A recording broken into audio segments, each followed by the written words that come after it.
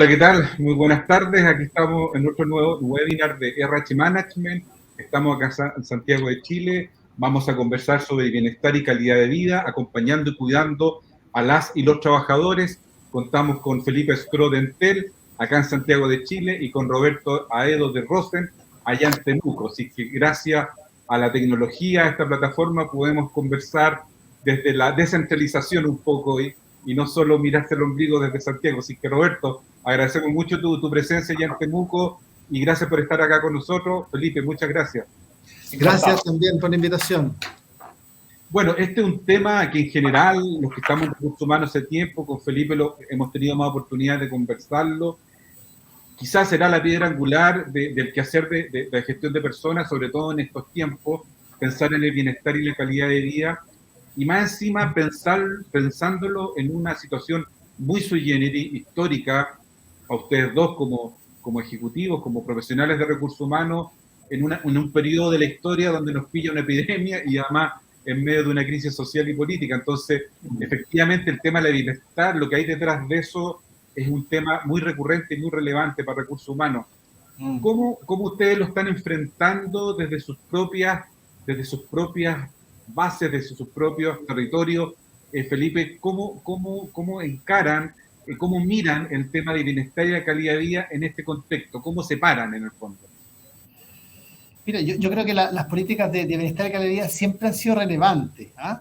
Y es cierto que la pandemia, como tú decías, incluso desde antes de la crisis social, como que ha agudizado ese tema. Mira que básicamente, como en términos pre-pandemia, por así decirlo, se definen en función de la necesidad y cuidado de las personas. Y ahí uno puede distinguir como elementos más higiénicos que a veces uno olvida cuando está muy metido en los temas de salud mental y en la crisis social que ha significado la pandemia, pero como por ejemplo tener contrato de trabajo, remuneración, horas trabajadas, descanso, elementos como muy básicos y beneficios específicos que son valorados por las personas, pero que no siempre se tienen presente cuando hay como otros elementos que están como afectando a la salud mental o estresando a las organizaciones y a la sociedad y las personas. Y aparte de estos elementos higiénicos, yo creo que es muy relevante en las políticas de bienestar y calidad de vida como lo que podríamos llamar como sentido de pertenencia y cultura organizacional, donde las personas puedan, por ejemplo, identificarse con un propósito, los temas de diversidad, los temas de una cultura más horizontal y no tan jerárquica que permita como grados distintos de participación, como las prácticas culturales que hacen que un lugar sea grato para las personas y se puedan identificar, un clima a propósito de diversidad e inclusión también, pero también en general como de seguridad psicológica, que cada uno pueda decir lo que piensa. Entonces, si en general eso cuesta, mucho más cuesta cuando, por ejemplo, uno está estresado por razones de pandemia u otras, digamos, de ese tipo, digamos. Y yo creo que también siempre es como el liderazgo como cercano, una cosa bien relevante de tener, y podemos después ahondar en ese punto. Gracias, Felipe. Roberto, y en esa línea, ¿cómo ustedes, como desde Rosen, cómo enfrentan, cómo definen estas políticas de bienestar y calidad en estos contextos? Yo creo que Felipe nos dio una súper buena idea en relación a cómo, si ya eran difíciles antes, y qué pasa ahora. ¿Cómo desde Rosen, cómo lo miran, Roberto? ¿Sabes qué? Lo que nos pasa a nosotros, o más bien nos pasó, es que, claro, la pandemia y antes la crisis social, claro, nos pegó por efecto de que claramente el negocio se vio alterado. Hubo un tiempo donde al principio estuvimos parados un rato y sin producir y sin vender. Pero el tema del cuidado, la calidad de vida y el bienestar de los trabajadores, afortunadamente no fue tema para nosotros, en el sentido de que son prácticas que en Rosen ya tienen 30 años de desarrollo. Son políticas que permanentemente se han estado mirando, refrescando, mejorando. Así que en ese sentido, fíjate que lo que tuvimos que sí adaptar probablemente tenía más que ver con abrir espacios hoy día, tal vez a una preocupación aún mayor en torno a la salud mental, porque, como te digo, más allá de las alteraciones que podemos haber tenido como negocio o en todo ámbito, la empresa, a partir de todo eso, jamás dejó de pagar un sueldo, jamás, ¿no es cierto?, se acogió a ninguno de los beneficios que había para sus trabajadores hoy día y dejarlos, en este caso, sin trabajo. No, al contrario, Cuando ya pudimos empezar a retomar, creció hasta la dotación, por lo menos un 6% en su momento. Así es que en ese sentido abrimos espacios hoy día para que el trabajador y sus familias tuvieran el tratamiento desde el punto de vista del apoyo emocional que ameritaba, porque, claro, en muchos casos nuestro trabajador o nuestra colaboradora, ¿no es cierto?, son una fuente de ingreso para su familia, pero bien pasó, o muchísimas veces pasó, que el esposo o la esposa se quedó sin trabajo porque otras empresas claramente no tenían las condiciones ni las espaldas para poder sustentar un trabajo, y muchos de ellos quedaron hoy día o en esa situación más deficitaria. Así que en ese sentido también tuvimos que apoyar bastante, se amplió la gama de enganches para que el área social también pudiera generar aún mayores beneficios desde el punto de vista financiero. Hay un bienestar súper robusto también, así es que por ese lado, como te digo, no fue tanto más. Yo diría que nos costó re poco adaptarnos a todas las condiciones que en general uno podía ver en el resto de las empresas, como apurándose a enganchar programas, apurándose a activar cuestiones vinculadas con la salud emocional de la gente, o el reforzamiento de algunos temas, ¿no? Para nosotros fue, como te digo, probablemente más fácil poder resolver ahí. Además, yo mismo tengo formación psicólogo, por lo tanto, por ahí también pudimos rápidamente entrar en algunos temas reaccionando, y hasta a mí me tocó hacer algunas contenciones. Así que no fue tanto el conflicto al final. Gracias, Roberto. Felipe, Roberto nos colocó un tema interesante que obviamente también está en el TEL instalado, lo hemos conversado antes, Felipe: coherencia y consistencia en las políticas de recursos humanos.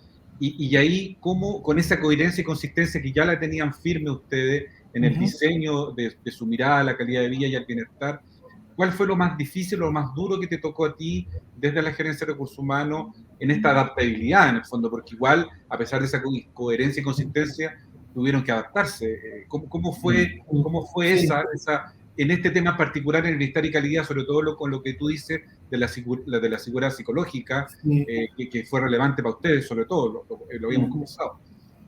Mira, yo quiero comentar algo antes de lo que decía Roberto. Yo estoy de acuerdo que Rosen, y creo que Entel también, y varias otras empresas, hemos tenido buenas prácticas, pero como tú dices, hay cosas que este contexto llama a cambiar. Yo creo que siempre ha sido importante el tema de la calidad de vida, el bienestar de las personas, pero también es cierto que no siempre se ha gestionado bien, y sobre todo en las crisis.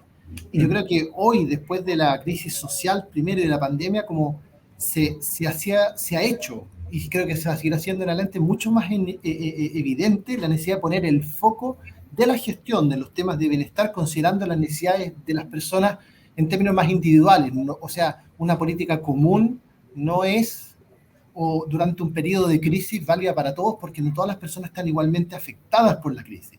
Y en ese sentido, el desafío es como cambiar la mentalidad de que un trato diferenciado, por ejemplo, del liderazgo, puede ser justo en función de que, como decía, no todas las personas estuvimos igualmente afectadas, digamos. Creo que también, como otra de las cosas, es que también pareció lo que decía Roberto, nosotros tuvimos la oportunidad, por la industria en que estamos, que tiene ingresos por servicio, no solo por venta, digamos, es más estable, congelamos los despidos, y eso dio como una gran seguridad, digamos. Y yo creo que si yo tuviera que decir como lo más difícil fue este cambio de que hay que adaptarse y aprender cosas nuevas. Por ejemplo, ya en la crisis social nosotros habíamos tenido cursos para todos los líderes sobre gestión de crisis. ¿Por qué? Porque las personas estaban distintamente afectadas y había que aprender a reconocer el impacto psicológico en las personas y en su salud mental, entonces eventualmente de la crisis, que era distinto en función de los recursos de la persona, del área donde trabajaba, etcétera, digamos, de los recursos psicológicos también, no solo recursos económicos. Entonces yo creo que entender la necesidad de flexibilizar y cambiar el modelo de liderazgo y hacerlo más participativo, más descentralizado, manteniendo las cosas buenas, como decía Roberto, que uno ya tiene antes como beneficio, fue como uno de los principales desafíos. Roberto, y en esa línea, ¿qué prácticas desde Rosen, de una compañía asentada en una región en donde en teoría uno cree que quizás los temas de salud mental pueden ser distintos o las prácticas son distintas, pero esos son juicios al final? ¿Qué prácticas nos puedes compartir en ese sentido de lo que estamos conversando, mirando quizás también un poquito más allá de la crisis? Sí, fíjate que probablemente nosotros tuvimos que tener un impacto que probablemente es favorable, porque claramente lo que tenemos que hacer es garantizar que también exista una cierta continuidad y seguridad de que los servicios, que los apoyos que tú estás dando tengan también la coherencia necesaria en términos de la calidad de ese servicio, pero también la oportunidad de que esté permanentemente siendo observado. Así que nosotros tuvimos que incorporar, hacer un cambio estructural en la gerencia, incorporar equipos, personas que se especializaran en la búsqueda permanente de, ¿no es cierto?, de convenios, de proveedores que puedan aportar con enganche. Hicimos un par de convenios exclusivos con un grupo de psicólogos que finalmente están disponibles para atender derechamente los requerimientos de los trabajadores. Había muchos de nuestros trabajadores que perdieron familia durante la pandemia, por lo tanto, habían duelos que tratar, con además impedimentos de poder ir físicamente a alguna consulta con un psicólogo, por lo tanto, la disponibilidad de equipo, la disponibilidad de conexión, los pagos íntegros en esos tiempos, en ese momento, ningún trabajador hizo o costeó de su bolsillo las atenciones psicológicas, sobre todo lo costeamos nosotros. ¿Ya? Así que por eso te digo, hubieron cambios en el sentido de incorporar también un presupuesto que significara que esto se garantizara y se mantuviera en el tiempo. Y hoy día ya en el pasar de los meses hemos logrado estructurar un programa de atención y de calidad de vida, así se llama, que tiene distintas repercusiones. Una es la salud mental y otra también es el bienestar familiar. Así que en el año vamos apostando en 2022 con un programa mucho más integral, mucho más organizado, no tan reactivo como fue en su momento, pero más organizado hoy día, que busque también seguir apoyando en esos procesos. Programas de salud y apoyo psicológico se siguen manteniendo, los contactos se siguen estando. Así es que nada, yo creo que hasta ese punto ese tipo de prácticas para nosotros resultó súper interesante. También en Recursos Humanos nos tocó, esto es una empresa familiar, y esa familiar también tiene una mirada súper fuerte en torno al asistencialismo. Así que nos tocó disponibilizar un equipo de 5 asistentes sociales para estar atendiendo ahí a todos los requerimientos de orden, como te digo, financiero, pero también de salud de los trabajadores y la familia. Eso también ya se incorporó definitivamente. Y en ese proceso, claro, tuvimos que hacer algunas adaptaciones al mismo bienestar interno que tenemos con la ampliación de beneficios y la incorporación de otros tantos más, como temas de kinesiología, qué sé yo, que muchos de los tratamientos post-COVID, ¿no es cierto?, ameritan ese tipo de temas que también tienen un costo para el trabajador. Así que lo que intentamos en definitiva es minimizar el impacto que todo este tipo de situaciones puede tener, no solo a nivel personal, sino que además financiero en el trabajador. ¿Ya? Así que por ese lado, como te digo, son todas esas miradas que creo que responsablemente las empresas de la categoría en la que ya nosotros nos movemos tienen que hacer. Definitivamente hay que ponerse la plata, la mano en el bolsillo para poder destinar recursos que garanticen ese tipo de ayuda. Sí, es interesante ese punto, Roberto. Felipe, y con respecto a lo que nos dice Roberto, ¿cómo se hace? Porque tú igual lo planteaste al inicio, de que el tema higiénico también es importante en esto, o sea, dar seguridad y certeza a los trabajadores y trabajadoras tampoco es menor para construir un bienestar y una calidad de vida real, concreta también. Sí. Y ahí ustedes como una empresa también grande y con alta presencia a nivel nacional, así como Rosen, ¿cómo ves tú esa conversación entre lo higiénico, que hablaba muy bien de ponerse la mano al bolsillo, por decirlo así, pero más que eso también, y también con estas otras preocupaciones que son, entre comillas, más blandas? ¿Cómo es esa conversación? ¿Cómo lo ves tú ahí, Felipe? Mira, yo creo que, a ver, ayuda primero a reforzar lo que dice Roberto, de que uno tiene que causar el menor impacto negativo y hacerse un poco cargo con sus prácticas y políticas, ¿no es cierto?, de la salud de los trabajadores, de su familia y particularmente también de los resultados de la crisis, digamos. Ahora, a mí me gustaría, antes como de contestarte un poquito eso de las prácticas que uno puede hacer, nosotros tuvimos antes de esa práctica como una reflexión mucho más profunda, diría yo, nos obligó a mirar de nuevo de este tema de la salud mental. porque finalmente cuando uno mira como por lo menos la definición que hace la OMS de salud mental es más o menos simple, pero no es tan fácil después de abordar en el trabajo. O sea, es un estado como que de bienestar de las personas en que se da cuenta de que tiene sus aptitudes, que puede afrontar las presiones de la vida, ser productivo en el trabajo, contribuir a la comunidad. Básicamente son esos los elementos que dice. Y ciertamente que en una sociedad en crisis por pandemia eso se hace mucho más difícil y se pone en riesgo. Entonces, nosotros dijimos, bueno, ¿qué pasa con la salud mental? Primero, es una cosa como compleja. Uno no puede, más allá de responder como empresa, pensar que todos los factores que están impactando a las personas negativamente sobre su salud mental va a poder trabajarlo, digamos. Y de hecho, muchas veces los factores, si uno toma incluso los datos pre-pandemia, por ejemplo, en depresión, las que son atribuidas al trabajo o como trabajo como factor digamos, no coayudante, sino que esencial en el diagnóstico, por ejemplo, de una depresión, son mínimas al lado de la prevalencia nacional. Estamos hablando de órdenes de magnitud. Y además, y antes de ir a las prácticas, con una mala atención en el sistema de salud mental, por accesibilidad, por oportunidad, por costo, digamos, y donde hay un estudio súper interesante que después les puedo mandar ahí el link, pero que es el estudio que ha hecho, ahí al auspiciador, digamos, para la Ciencia de Seguridad, con la gente de estudios longitudinales de la Universidad Católica, que ha hecho una medición sobre los temas de salud mental. Y cuando uno mira algunos datos de esos estudios, es súper relevante que el 46% de las personas dice, en la cuarta versión de la aplicación de este estudio longitudinal, 46%, que su situación de salud mental es peor o mucho peor que previa a la pandemia. Entonces es evidente que uno, como empresa, en un contexto social, no va a estar ajeno a eso, más allá de que el trabajo en sí, en un contexto como este, por ejemplo, no tener que despedir, como decía Roberto, se constituye en un factor protector. Y nos obligó también a ahondar un poquito más en la mirada de a quiénes más afecta. Claramente afecta más a las mujeres, por ejemplo.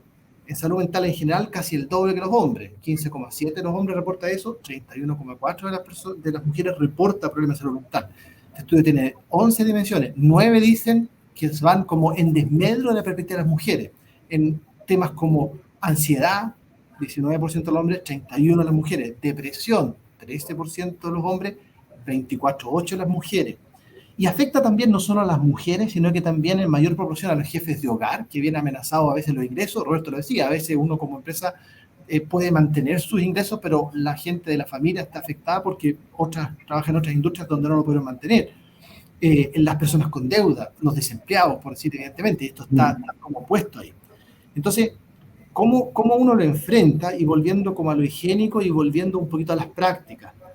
Todo el tema normativo, todo el tema de cultura que yo decía, las prácticas alineadas y prácticas que sean modeladas por los líderes que den cuenta del cuidado de las personas. O sea, hay como focos en la crisis, más allá de solo en el tema de salud mental, de cuidado del negocio y cuidado de las personas, incluidas, como decía Roberto, sus familias, digamos. Y así se constituye un factor como protector. En el caso nuestro, ¿qué cosas hicimos, por ejemplo, también? Formar sobre el tema de salud mental.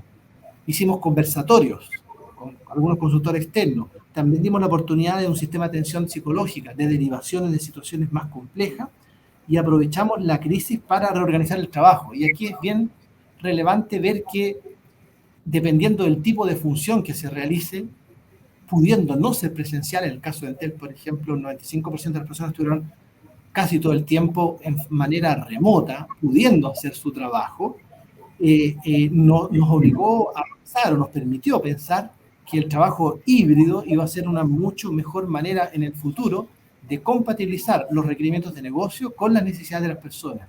Y de hecho diseñamos, implementamos ya un trabajo híbrido que tiene elementos de objetivo, tiene elementos de habilitadores culturales, habilitadores tecnológicos, cambio en la forma de liderazgo, cambio en el nivel de participación de las personas en términos de cuánto inciden en las formas de organización del trabajo y alguna flexibilidad donde encargos similares se puedan lograr en función de, como decía, las necesidades de las personas. Entonces, yo creo que ha habido, como nosotros lo denominamos en Telwork, digamos, ha habido como muchas como prácticas, por así decirlo, y ya de frente no solo prácticas como de continuidad, sino que formas de organización del trabajo que nosotros hemos ya redefinido. Y además voy a agregar ahí que hay un elemento como de participación. O sea, nosotros esto lo vimos también con los sindicatos, lo vimos con la línea, tuvimos, no sé, cerca de 80 reuniones, cerca de 150 ejecutivos participando en el rediseño de la forma de trabajo futuro, pensando post pandemia, pero paralelamente cuidando la salud mental y los equipos durante la pandemia. Entonces, este trabajo doble y que ahora está dando su fruto porque ya la gente, a contar de octubre, empezó a volver, obviamente con las restricciones de aforo, pero ya con un sistema híbrido que en general tiene 2 días de trabajo presencial en la oficina, para todos, digamos, los roles en que se puede hacer, y 3 días en la casa, y que permite también que la persona, si quiere venir más a la oficina, puede hacerlo, digamos, pero eso como el mínimo. ¿Y por qué no hacerlo full remoto? Se preguntaba mucha gente. Porque claramente hay elementos como de sentido de pertenencia, elementos de participación, elementos de co-creación, de coordinación interárea, de ingreso de gente nueva, algunos elementos de formación, conversaciones de feedback, que se favorecen de la interacción presencial. Y por eso entonces hicimos este modelo híbrido. Gracias, Felipe. En este modelo híbrido, la gente siente que están mejor consideradas sus necesidades y eso facilita que los estresores que pueden afectar la salud mental, por ejemplo, tiempos de traslado, se minimicen en todos los roles en que se puede hacer. Gracias, Felipe.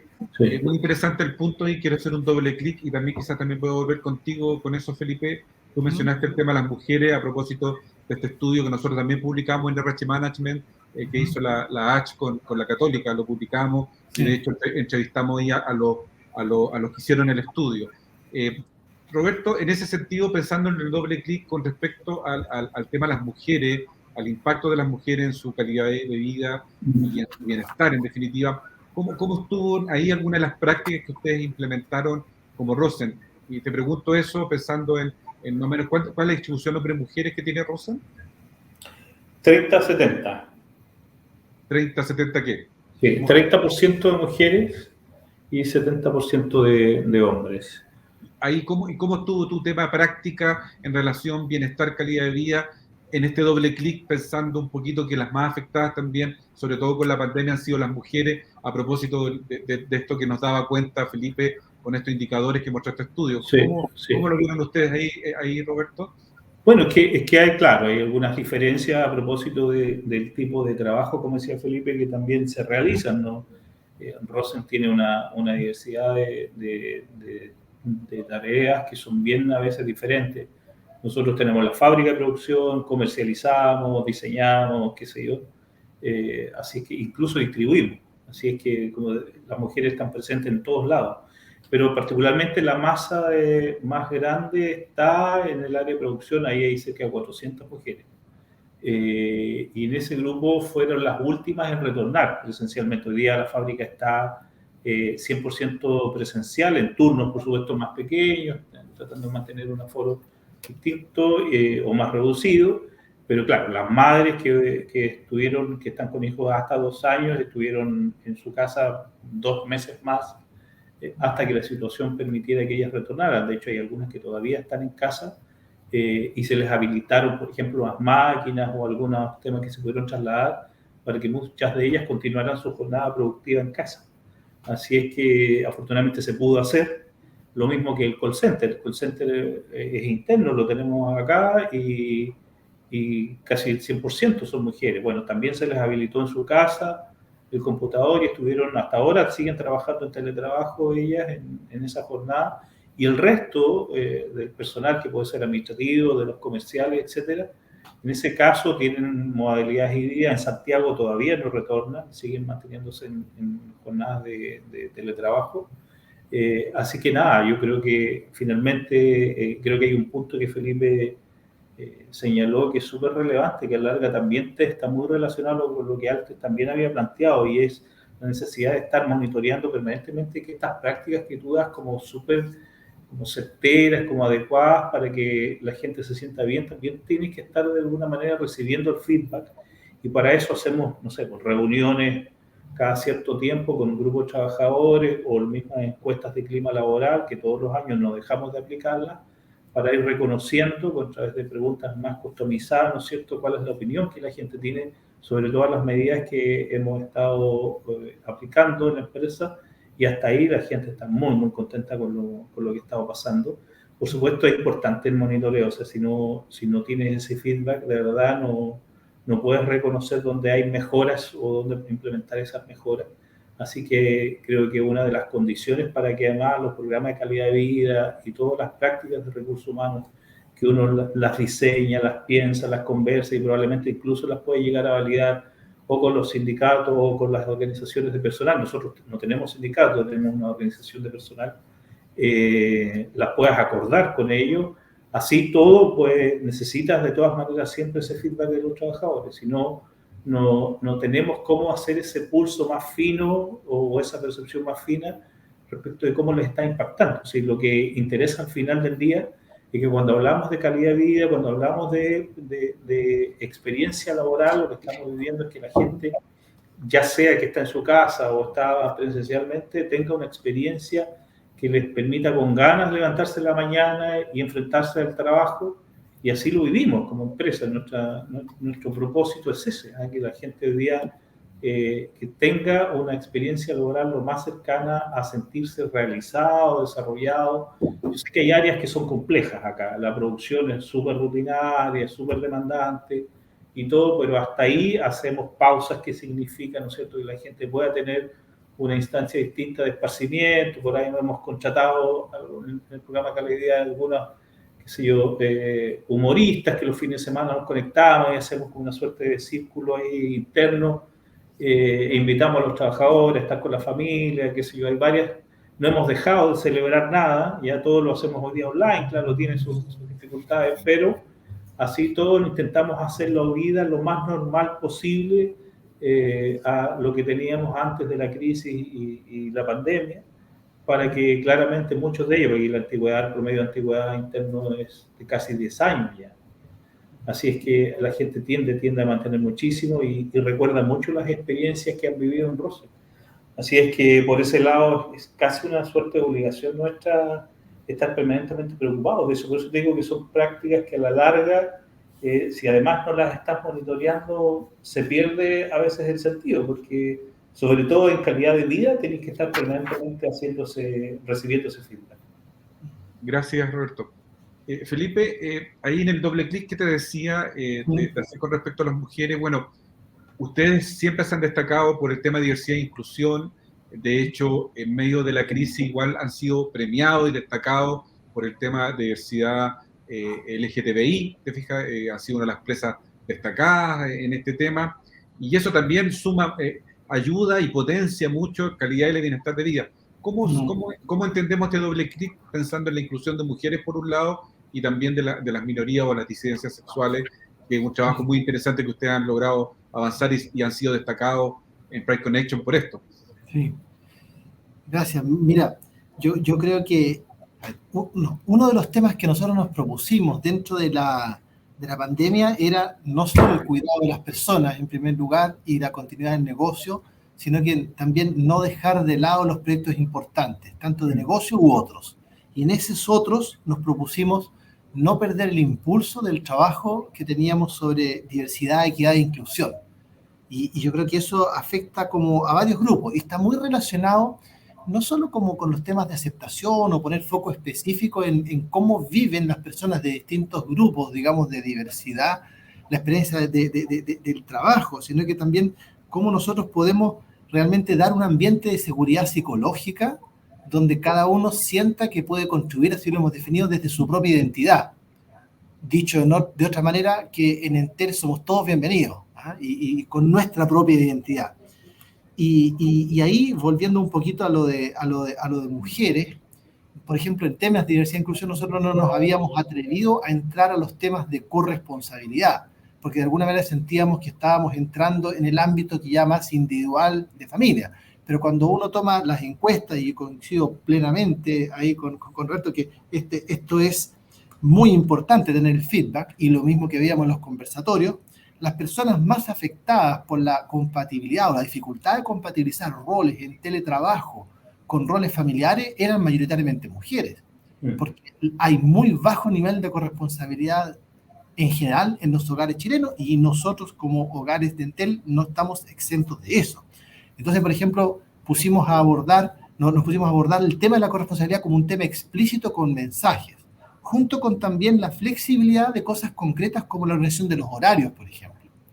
Uno dice, oye, el horario de almuerzo es 1 hora, Ya, pero si tú estás en tu casa con tus hijos yendo al colegio sin ir, digamos, sino que por virtualmente, y tienes que preparar, dar almuerzo, almorzar, ordenar, dejar a los hijos estudiando, bueno, los jefes tenemos que estar atentos a eso, y si eso requiere que los horarios partan antes, terminen después, se acorten, que el almuerzo sea 2 horas, bueno, hay que coordinar ventanas de trabajo que sean factibles de realizar por la mayoría de las personas, porque no es lo mismo teletrabajar en términos normales, digamos, que hacerlo en pandemia, porque hay mucho menos, por ejemplo, redes de apoyo. Entonces, cuando uno coloca esos temas sobre la mesa, y no solo eso, sino que coloca junto con la disponibilidad de servicios de atención psicológica para las personas que lo están pasando mal, socializa el tema de que la salud mental puede estar afectada, es mucho más probable, por ejemplo, que la gente consulte o que la gente se atreva a manifestar a su propia jefatura las dificultades particulares que tiene y sugerir formas distintas de organización del trabajo. Y yo creo que esto afecta particularmente a las mujeres, como decía, por el tema de la distribución de roles que hay habitualmente en el hogar. No quiero decir esto que todos los hombres sean de una cierta manera, pero nuestra cultura claramente no ha reconocido eso, digamos, en ese sentido. Sí. Entonces, esta cultura de prevención, de cuidado entre los equipos, también yo agregaría como el tema de autocuidado, porque también, si bien el líder tiene un rol fundamental, también es cierto que los equipos tienen una capacidad de cuidado importante y las personas, en la medida que tienen conciencia de qué cosas afectan a su propia salud mental, pueden cambiar ciertas prácticas personales, laborales o familiares que favorezcan la menor probabilidad de aparición de que esta ansiedad se transforme en síntomas depresivos u otros, por ejemplo. Entonces, yo creo que hay que, si yo tuviera que decir una cosa, es meter el tema de la corresponsabilidad y socializar que el tema de la salud mental es un tema que afecta a todos, particularmente en pandemia, hablar de él y promover, dar a conocer, tener, pero también promover y dar a conocer los mecanismos que permitan a las personas recibir ayuda oportuna para que estos síntomas más prevalentes, amplios, no se agudicen producto de no haber obtenido como un tratamiento oportuno. Sí. Gracias, Felipe. Sí. Roberto, mirando un poquito, haciéndole también un doble clic a lo que plantea Felipe con respecto a la salud mental, ¿cómo están enfrentando ustedes este tema de salud mental? Pensando, y nosotros también como RH Management lo consideramos así, que pareciera que el gran tema que se viene para la gerencia de recursos humanos, el enfrentar el tema de salud mental con todo lo que estamos viendo hoy también. ¿Cómo lo están viendo, cómo lo están viviendo y cómo lo están enfrentando ustedes en Rosen? Sí, es un proceso, diría yo, que amerita un cambio a veces bien profundo en la manera de cómo, desde el punto de vista del paradigma, tú entiendes la responsabilidad que la empresa puede llegar a sostener en este tema. Pero Felipe lo dijo delante, la empresa no lo puede hacer todo.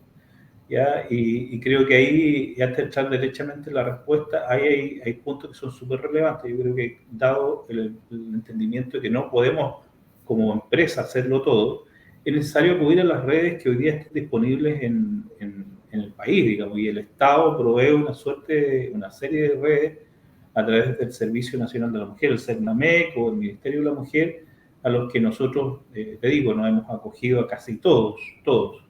Porque evidentemente una de las crisis también que se vieron gatilladas hoy día a propósito de todo lo que estamos conversando es la violencia. La violencia en el hogar, la violencia intrafamiliar, pero también la violencia en el trabajo. Y ahí, claro, ahí enfrentamos el tema con la formación, en este caso de los líderes, que creo que ya a esta altura es un factor súper relevante. Los cambios pasan también por el liderazgo, por la capacidad que tienen ellos, pero también hay que prepararlos hoy día en cuestiones que no eran habituales. ¿Cómo hacemos con un líder hoy día que está enfrentando a una mujer que es víctima de violencia en su hogar? ¿Ya? ¿Cómo activamos redes de apoyo a través del área social? ¿Qué hacemos primero? ¿Quién atiende esto? ¿Quién la vincula con las redes sociales de apoyo? Esas son prácticas que hoy día hemos estado enganchando a través de un proyecto de sustentabilidad que ya está bastante avanzado, que va a significar la generación, además de políticas que estén vinculadas, incluyendo lo que tú, Patricio, mencionabas, políticas de inclusión, políticas de diversidad, políticas de responsabilidad en torno al cuidado, incluso parental, Así que eso viene como gran proyecto hoy día, que va a significar, como también lo mencioné antes, cambios estructurales, porque se van a crear áreas que son bien relevantes, dependientes de recursos humanos, que van a estar 24/7 pensando en cómo preparamos, cómo capacitamos, cómo orientamos, pero también cómo intentamos resolver los temas o ayudar en la resolución de los temas. Entonces, yo creo que hemos abierto una puerta muy interesante, creo yo, al ingreso de profesionales que no son habitualmente parte de la gerencia de recursos humanos o parte de un área de recursos humanos, como psicólogos, ¿no es cierto?, como kinesiólogos, como médicos, como enfermeras, como terapeutas familiares y otras profesiones más que van a venir a apoyar hoy día como parte integrales de la compañía. Así que esa, de una u otra manera, es el gran momento que hoy día estamos viviendo. Yo creo que es un hito que se va a marcar a propósito de la crisis y a propósito de la pandemia. Yo creo que ya no, las gerencias de recursos humanos claramente no somos lo que, o no deberíamos seguir igual como estábamos antes de la pandemia. Eso es una situación súper clara y así lo hemos nosotros entendido. Estamos nosotros mismos como gerencia en un proceso de cambio hoy día. Ya, en cambio, como te digo, en cómo entendemos nuestro rol y responsabilidad. Así es que eso derechamente es el gran cambio que vamos a enfrentar en los próximos meses. Gracias, Roberto. Felipe, para cerrar este ciclo de salud mental y entrar a la última pregunta de nuestro conversatorio, haciéndole ya doble clic y profundizando un poquito más de lo que tú ya venías diciendo en relación a salud mental. ¿Cómo lo están enfrentando hoy y mirando lo que viene? En el fondo, ¿cómo se visualizan estos temas de salud mental que impactan profundamente en la calidad y bienestar de los trabajadores y trabajadoras? Yo creo que el enfrentamiento tiene que ser como participativo. Y antes Roberto decía como que el feedback y el monitoreo tiene que ser permanente. No es que uno vaya, o sea, es muy distinto imaginar hoy cuál puede ser tu política de salud mental a futuro, post pandemia. Lo que sí es claro es que tiene que ser un tema, y en eso que decía Roberto, de un cambio en cómo enfrentamos el rol desde recursos humanos. Nosotros por lo menos lo hemos entendido como un tema de flexibilización, porque independientemente que uno pueda proveer accesibilidad oportuna, incluso a costo cero al trabajador, o vincularlo, como decía Roberto, digamos, dependiendo del tipo de empresa, a activar estas redes de apoyo social que existen, como los SFAM, lo que él mencionaba, digamos, desde el Ministerio de la Mujer. Independientemente de eso, yo creo que el tema de la cultura dentro de la relación respecto a la salud mental, como decía antes, del ambiente psicológicamente seguro y líderes que conozcan a sus equipos, pero no a su equipo en general, sino que a las particularidades de las personas de sus equipos, para que puedan entender cómo le afectan los cambios, ya sea de la pandemia, de las formas de organización del trabajo, de crisis puntuales que puede haber, digamos, tiene que ser clave. Y eso tiene como contraparte que muchas entonces de las decisiones respecto de las formas de organización del trabajo o excepciones no pueden quedar tan normadas en las políticas de capital humano, sino que tienen que quedar embebidas en la autonomía de las jefaturas, de jefes mucho más conectados, más cercanos, más flexibles, y que a propósito también del teletrabajo se focalicen mucho más en los temas de los resultados esperados que en el control cercano de los procesos o de las tareas, por así decirlo. Entonces, si yo tuviera que destacar como un cambio que viene es, obviamente, mantener la accesibilidad a la atención, pero también delegar el tema de formación y el tema de autonomía en la jefatura, y como decía antes también, dar a entender que el tema de la salud mental es un tema normal, y es un tema que de alguna manera muchas organizaciones y socialmente sigue siendo tabú, o se ocupan expresiones que de alguna manera reiteran, o nos hemos dado cuenta que personas que sufren problemas de salud mental no quieren darlos a conocer, por ejemplo, para no ser estigmatizados o eventualmente despedidos. Entonces, también hay un tema ahí de la salud mental que es muy necesario de socializar en nuestra organización de cultura. Y nosotros, antes de la pandemia en Chile, y todavía, somos, por ejemplo, entre los países de América Latina donde tenemos más prevalencia en depresión. Bueno, no podemos no mirar esa característica propia. Y claro, una cosa es mirarla en un estudio, ¿no es cierto?, de la OMS o la Organización Panamericana de Salud, da lo mismo, Y otra cosa es ver cómo somos capaces de mirarlo dentro de nuestra cultura organizacional y no entenderlo como un problema ajeno a lo que le pasa a las personas, a lo que nos pasa a las personas, sino que entenderlo como un problema del cual tenemos que abordar y que no es un tema que vaya a ser del área de recursos humanos, capital humano, sino que es un tema de la cultura de la organización que tiene que transformarse y ser sensible y capaz, o sea, más formada, capaz de identificar esto, capaz de canalizar esto, tener mecanismos de apoyo y dar un ambiente psicológico seguro para que la gente sea capaz de expresar cuando realmente tiene problemas. Si no, es muy difícil y los problemas se agravan. Muchas gracias, Felipe. Estamos terminando nuestra conversación y como última idea de cierre de esta conversación, Roberto, me gustaría conocer de ti cuáles son las lecciones aprendidas entonces para cerrar en estos tiempos. ¿Con qué nos quedamos en el fondo?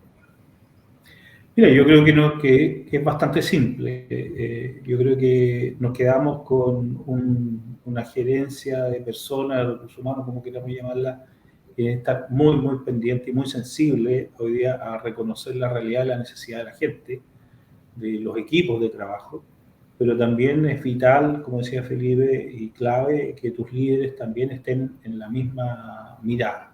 Y para eso hay que preparar a los líderes, muchos de ellos, muchos de nuestros líderes no estaban preparados para esto.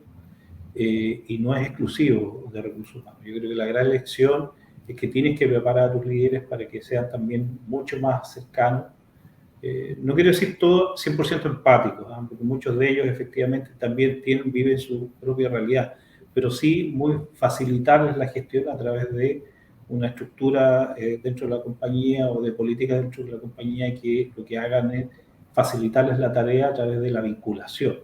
¿Ya? Yo creo que esa es una de las grandes lecciones. Apostar por las personas sigue siendo hoy día uno de las mayores ganancias que creo que cualquier organización tiene, apostar por el desarrollo, porque claramente a través de las personas que vamos a lograr, y así lo hemos visto en estos 64 años como empresa, vamos a lograr continuar siendo lo que somos, digamos, una empresa que se mantiene, que es exitosa y responsable finalmente con lo que vive cada uno de los trabajadores. Yo soy convencido que el trabajo de recursos humanos hoy día ha evolucionado y tenemos que estar atentos a que esa evolución hoy día tiene que estar mirando también el mercado. Ya no es posible sostener una gerencia de recursos humanos solo mirándonos a nosotros, hay que mirar hacia afuera permanentemente para reconocer ahí y también ser competitivo en esa apuesta.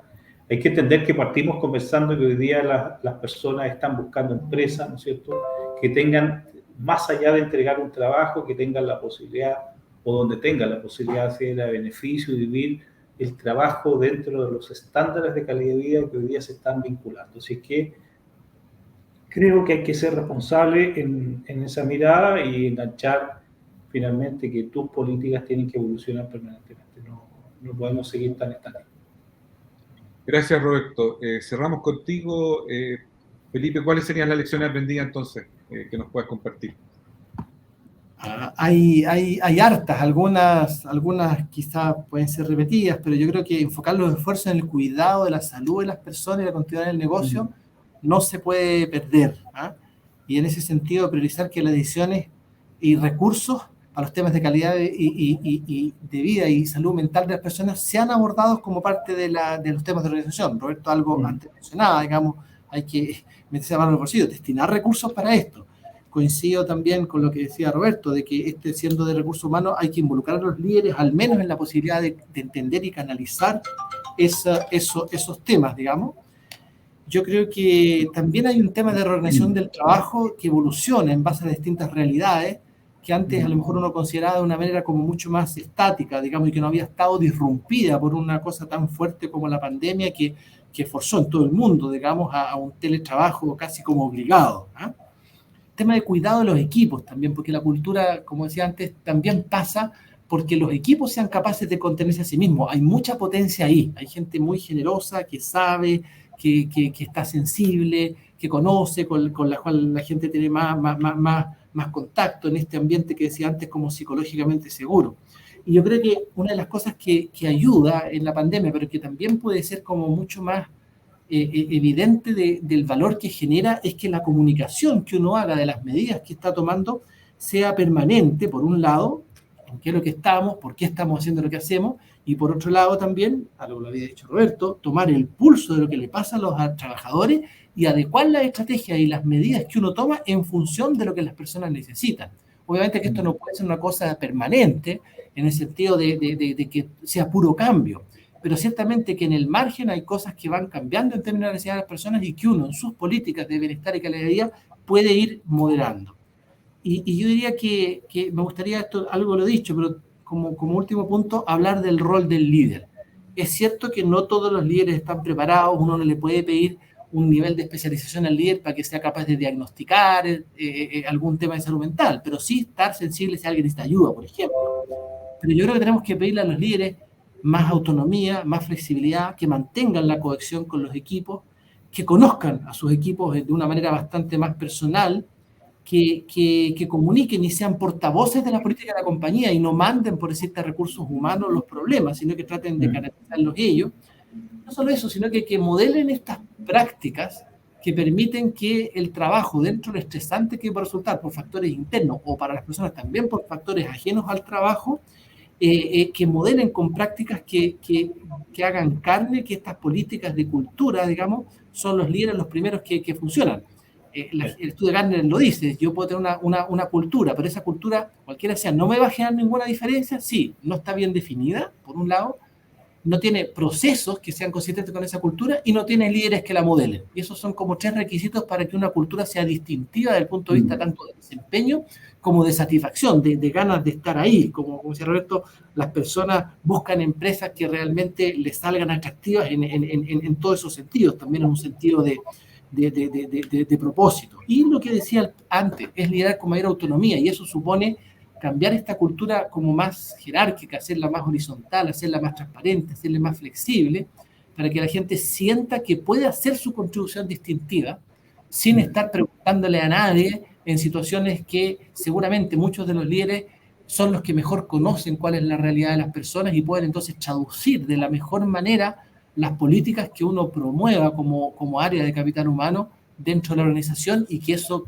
permee la cultura y no sea solo como una declaración. Yo creo que el rol de los líderes, para terminar, es clave y es el que más se va a transformar. Y la autonomía de ellos y la responsabilidad que eso conlleva, yo creo que es una de las cosas beneficiosas que puede haber traído la pandemia una vez que ojalá recuperemos esta cierta normalidad, pero con un beneficio de dejar cosas buenas como la atención sobre la salud mental y el líderes más preocupados de sus equipos. Felipe, muchas gracias.